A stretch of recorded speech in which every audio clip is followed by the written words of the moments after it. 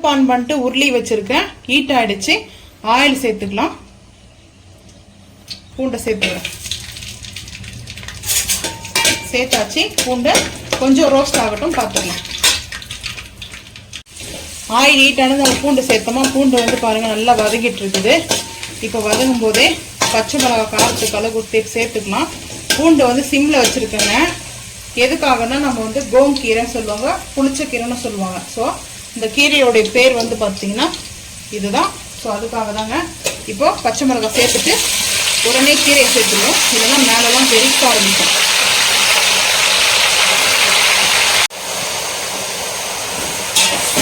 வதக்கலாம்.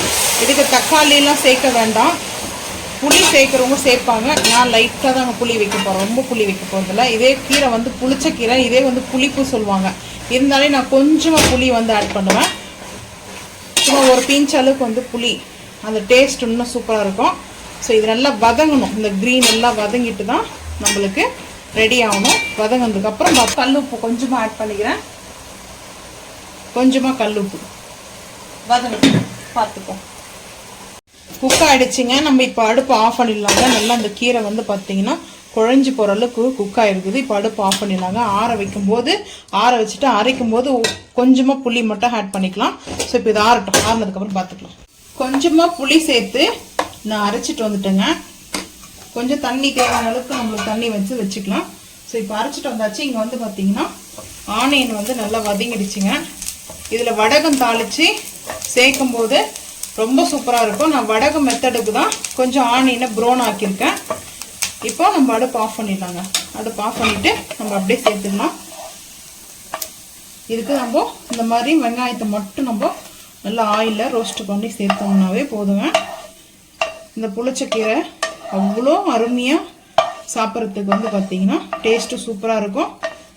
ஸோ கடவுளுக்கே ரொம்ப பிடிச்ச கீரைங்க இது. ஸோ உங்களுக்கு யாருக்கெல்லாம் ரொம்ப பிடிக்குன்றதை மறக்காமல் வந்து கமெண்ட் பண்ணுங்கள். ஸோ எனக்கு வந்து இந்த கீரை ரொம்ப ரொம்ப பிடிக்கும். ஸோ அதனால் நான் வந்து செஞ்சுருக்கேன். இப்போ மிக்ஸ் பண்ணிக்கலாங்க.